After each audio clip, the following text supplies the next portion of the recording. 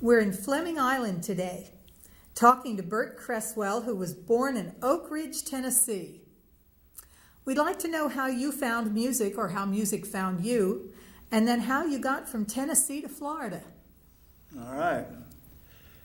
I guess my mother is the one who really loved music in the house. My dad, he could play the radio. That's about it.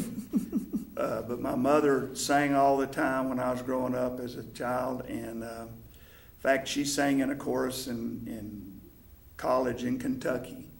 And so she's the one who, I guess, put music in my ear. And so then when I started my junior year in high school, I decided I wanted to be a high school band director. I'm probably one of the few people that decided when they were, 16, what they wanted to do and did it until they retired. How lucky is that? And so I just decided that's what I wanted to do and set about doing it. I went to college at Middle Tennessee State University,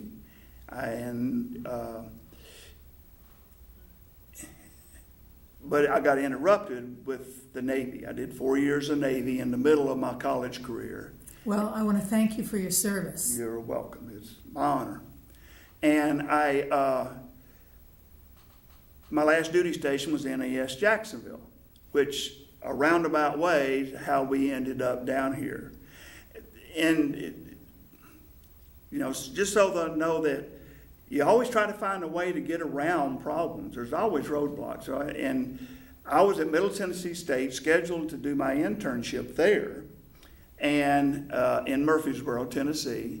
My wife, because of people we knew down here and we visited down here from the Navy, she got a job in Green Cove Springs at teaching elementary school. And so she had a job here. I was supposed to do an internship there. And we talked to people and found out and cajoled people for months. And I did my internship at Clay High School in Green Cove Springs from Middle Tennessee State. And I had to pay my supervising teacher to come down here and pay for him to have a nice vacation while he observed me for 2 days. And they hired a teacher to sit in the office and be the teacher, but I did all the work and then just took over when my internship was over at Clay High. So that's how I ended up in Florida.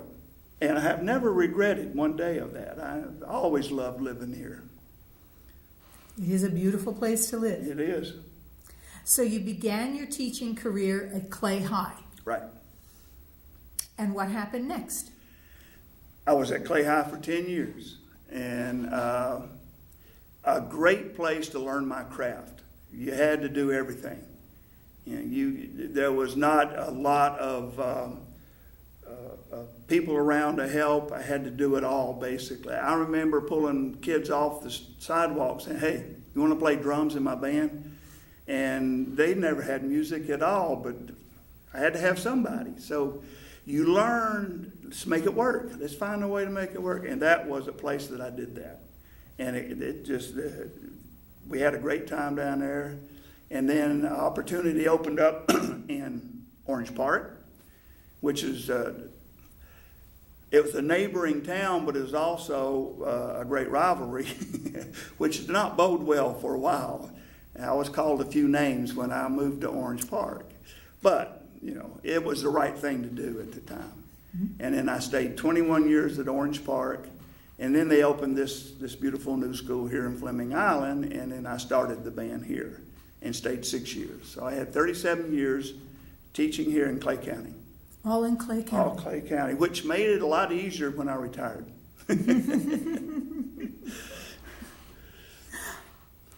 What challenges did you encounter? You mentioned having to recruit people into the band. Oh, yeah. Well, do you ever have the perfect instrumentation? You're always trying to move people around. And I think we talked about earlier, find sax players who will play tuba for you.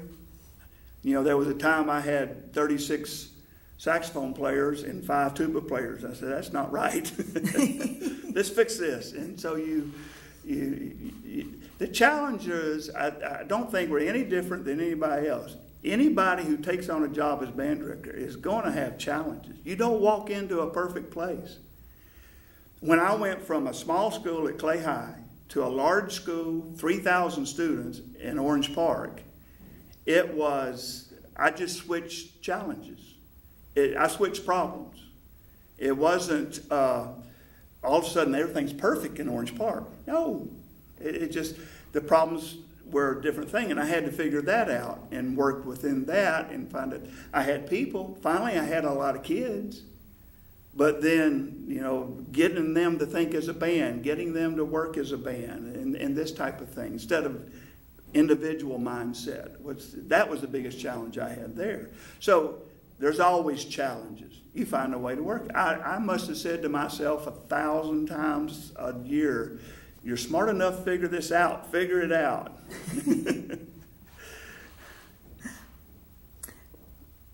You talked about a trip to Nashville that was a pivotal moment for you. Growing up in Tennessee, and then went to school in Murfreesboro, which is 15 miles from Nashville. And I was at Orange Park, and I was taking my band on a trip, and we went up to Nashville, and we did one of these things where you compete in concert and jazz and a parade. And my mentor in college, Horace Beasley, who I just loved, he, of course, was there at Murfreesboro at Middle Tennessee State, and I asked him, I said, can you come up and see my band? I'd love for you to come just see my band. And he came up and he said, we were there waiting for the band to march around the track to be judged as a parade band. And sitting in the stands, and I said, Mr. Beasley, said, it's been 15 years or so since I graduated. If you had one thing to tell me, what would it be? I thought, I may not get this chance again. I better take it. So he says, looked at me square in the eye and said, air. What? He said, air. They got to use more air. And I'm like, you haven't even heard my band yet. And he said, every band's got to use more air. That's the secret to tone. That's the secret to intonation. That's the secret to sound. You got to use more air. So that stuck with me, and I'm like, okay. And you ask my band guy, I must have preached it every day, all day. Well, I know that you believe in student leadership and that you created a leadership program and a leadership manual that you used and you shared with others. This was long before leadership was the buzzword. Talk about that a bit. As a young band director, you always have people telling you, here's what you need to do. I heard, you don't smile until Christmas. Like, what? That just never rang true to me. That means you've got to be stern and mean to them, and then you get them trained, and then you can smile. No, I just never felt like that. I had people tell me I had people say, you got to do push-ups. And I know some people make that work very well. I could never get into that kind of stuff. I knew there was another way. And I was going to take my band at Orange Park to, up in Indianapolis where they had Bands of America competition. And I said, let's just go see what it's like. I mean, I had no idea where we would stand. And that's another great story about that, though. That's a great time I had there. Anyway,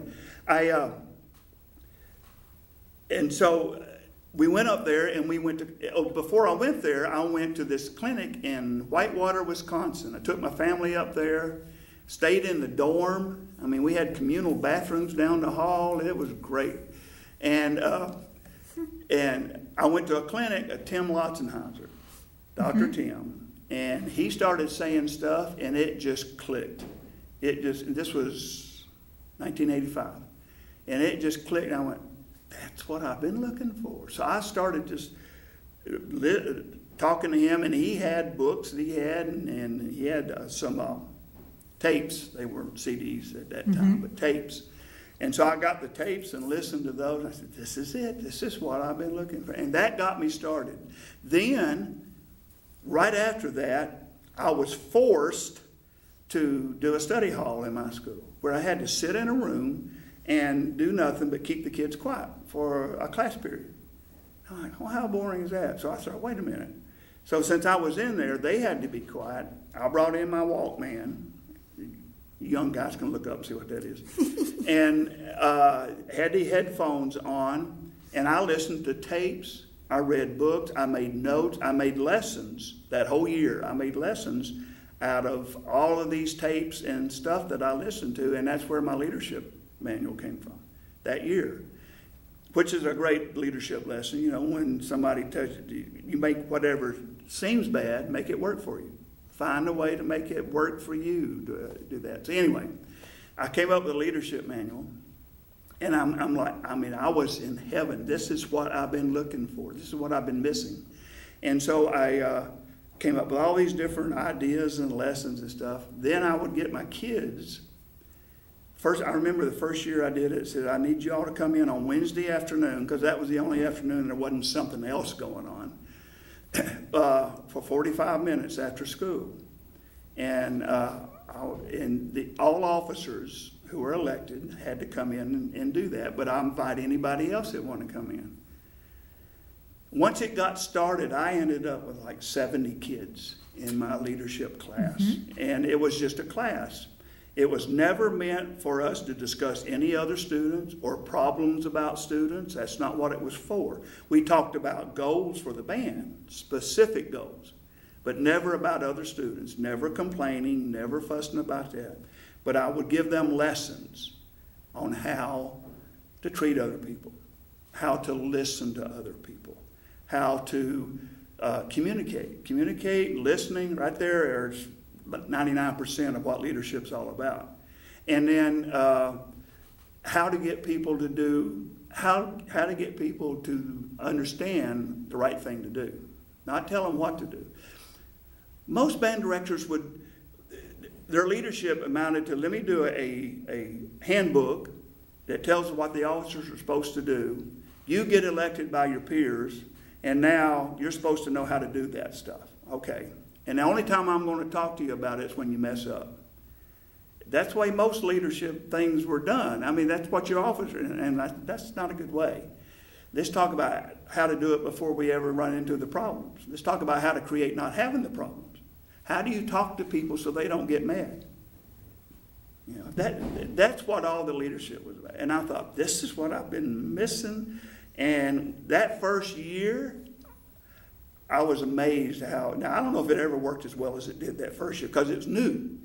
And it was something new, and the kids were, I mean, we'd do a concert, I'd open the band room door, and they'd load everything, they'd get things there, they'd set up, and I'd say, okay, cool, just play. I didn't have to fuss at anybody, didn't have to yell. Now I'm saying that was a very good year. But I had other years like that, where the kids were just, I remember one year, this is the truth, at Orange Park High School, we marched 180 kids. I had one kid missing out of the whole season that we didn't know where they were beforehand. They would let us know. They would tell us. They would tell their section leaders. We knew where everybody was. And the only reason that one young lady didn't show up is she found out both her boyfriends were going to show up at rehearsal.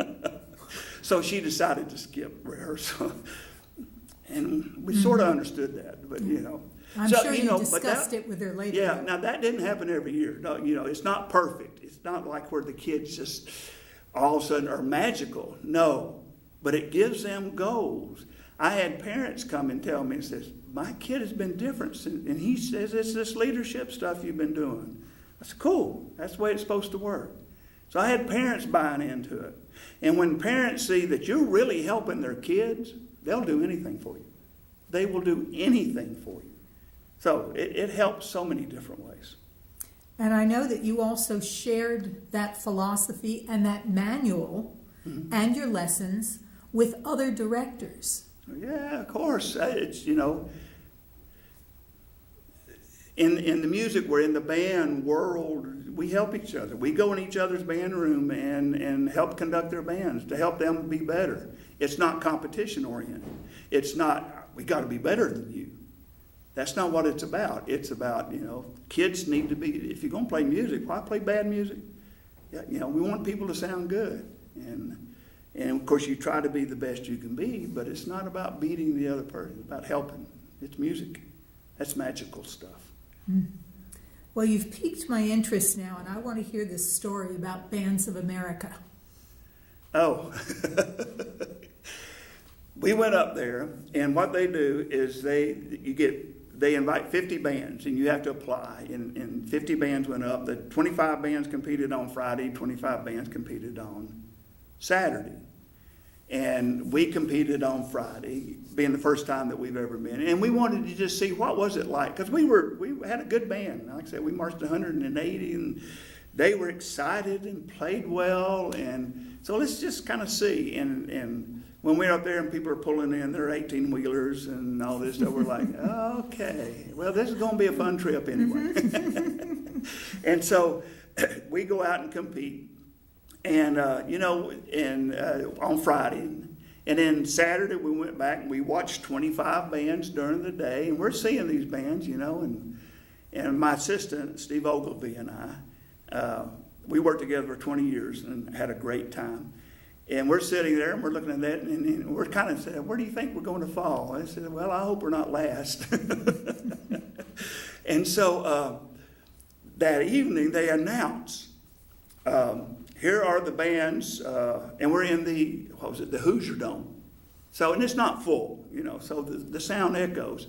And they announced the 12 bands for finals. And they sit there, and my assistant and I were sitting down front, and the band's sitting back behind us. And all of a sudden, they start cheering. We're like, what are y'all doing? That was us. They announced our band. And we look at each other like, no, they didn't. No, we can't be in the top 12. There is no way in the world. But you can't say that to the kids. And so we're like, are you sure? Yeah, we are. And they're all so excited. And we said, all right, wait a minute, sit down and let me go check. And I trekked all the way up to the press box. And I didn't want to go up and say, hey, did Orange Park make it into the finals? So I asked a guy, I says, could you read off that list of the bands who made finals? Because it's hard to hear. And they kept reading on down. No. And they said Forest Park, I think it was. Not Orange Park. Forest. I think that's what it's, something like that. And I went, that's it. That's the one. I said, so I went back down, and the kids are just sitting there on the edge of their seats. Yes. And I'm like, kids, y'all did a great job, but we did not make finals. The band that you heard was Forest Park, not Orange Park. I said, and they're disappointed. But by the time we walked through the tunnel and got out to the buses, we're going to go eat dinner. They'd forgotten all about it. They were fine. They were jumping around and, their usual self. Because we were like, oh, man, are they going to really be? They were great. So we went and we came back to finals that night. We're sitting there, and over the loudspeaker it says, and on the starting line, Forest Park High School. And our band started cheering again, just going crazy. And I'm like, what are you doing now? And they said, well, we didn't want them to think we were crazy the first time.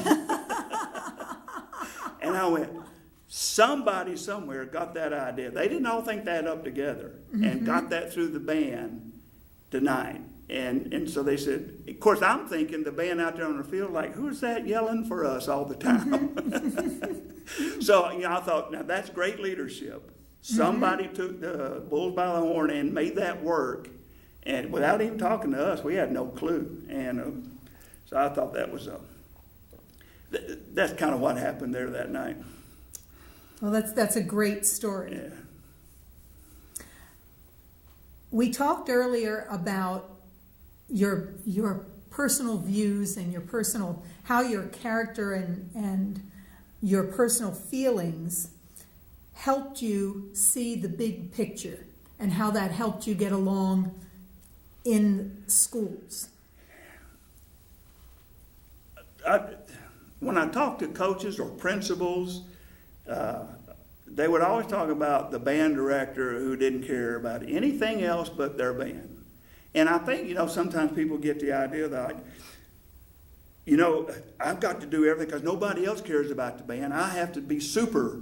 I have to fight for them, and we have to get everything. And I'm like, I think one of the things that really helped me was I could see both sides of the street. I left brain and right brain, probably pretty well down the center.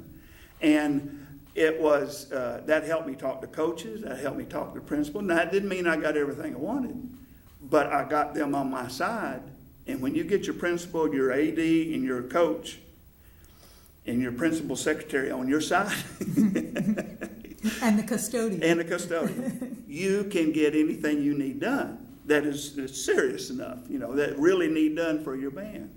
And so it's, I think that's an important trait to have, to be able to see the whole picture. I've had people say, well, why can't we practice winter guard into the gym? They're having a basketball game. Basketball comes first in the gym.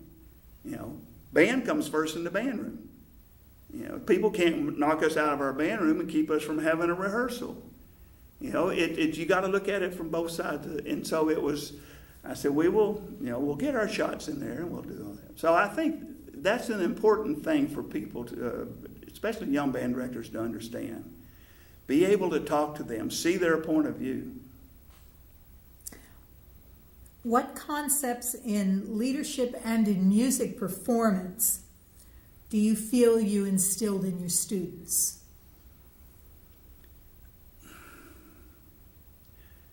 This was, I don't know. The kids always seemed to enjoy playing. I never wanted to put, we're learning this music to make us superior. No, you should always play music well. You should always, if you learn your skill, improve your skill level to a certain level, why would you ever play under that? Why would you ever play less than you can play well or the best? And so you do that not like, all right, you got to play better for district. No, you just got to play like you've been playing for district. Every rehearsal you should get a little better. Every performance should be a little better. If not, we're doing something wrong. And it's not about, and if we happen to be good enough to get a superior, yay, that's great. Let's enjoy that. But it's because we improved our skill set. And then that next rehearsal after we made a superior, you better be better. It should get better. I told the kids when I first came here, brand new kids, I didn't know them. They came from another school except for a couple.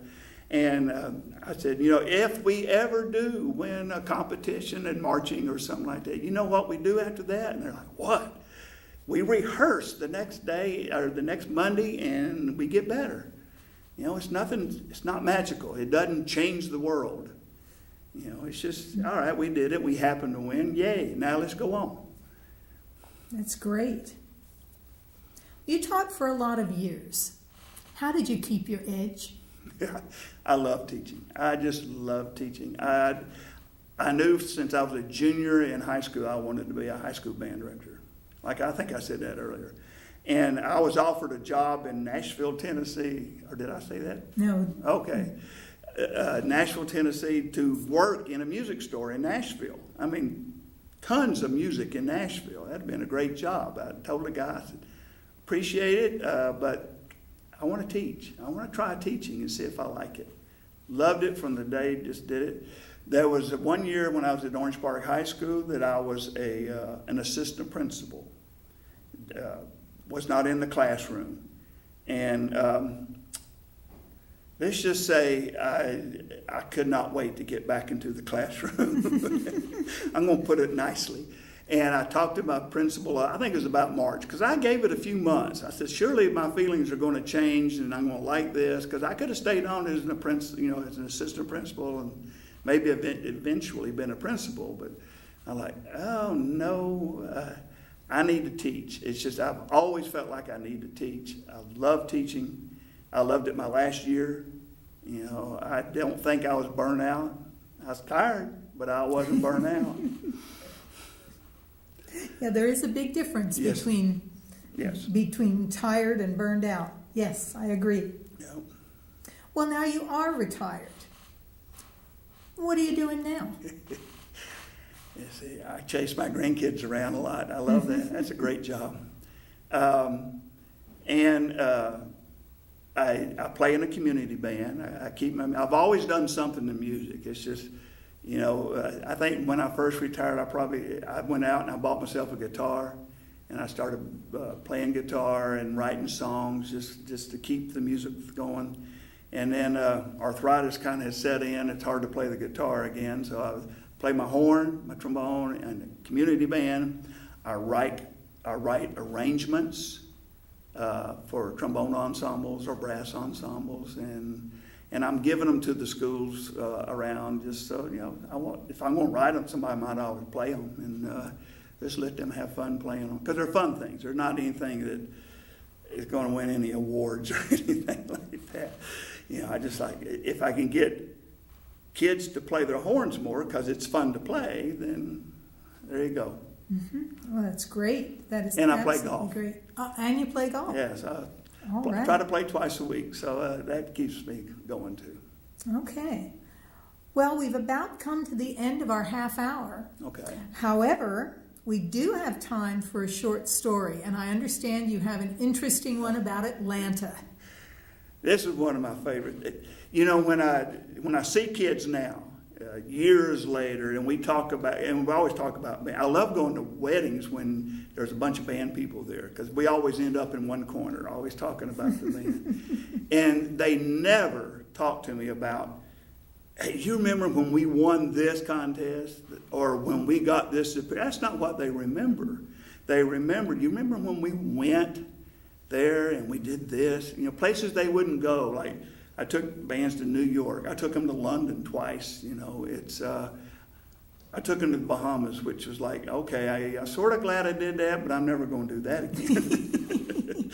But you know, you just, but music allowed us to do that, and being in a band, it allowed us to do these kind of things. That's what they would ask me about and remember. We went to Atlanta. And it's a band from Orange Park, and I took them to the Cyclorama. Now, a lot of people don't know what that is, but in Grant Park in Atlanta, it's you go in and you sit in theater seats, and around you for 360 degrees is a mural, and then it has wax figures in front, and it depicts the Battle of Atlanta in the Civil War. And then as the seats rotate around, little lights come up and shine it on different parts and says this is when General so-and-so attacked, and it tells the story of the Battle of Atlanta. Now that's the way I described it to my kids. And I said, and they asked me, what is a cyclorama? That sounds educational. And I said, yeah. Well, it kind of is. So, and they were like, do we have to? I said, yes, you do. If we're going to Six Flags, you got to do this. Mm-hmm. You know, and so because I knew they would like it. So we took them up there. And I had a schedule. And the schedule, yeah, we were pretty strict about the schedule. You almost have to be when you got 150, 180 people on your trip. And so we go to the cyclorama, and we had an hour schedule. Well, we get in and we realize, hey, we got to wait 20 minutes before we can see the movie, before we can go in to see the actual presentation. And that's going to be later than the hour that we thought.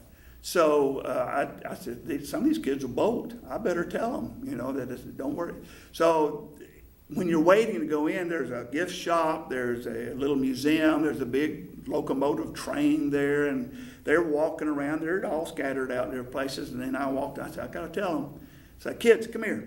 I need y'all to come over here. So they all gathered around. I said, don't worry about the time. We know we're going to go a little late, but we got it covered. Just we'll all be together. When it's through, we'll walk out together and get on the bus. Everything will be fine. Don't worry about the time schedule. And I said, okay. And they went back and started milling around again.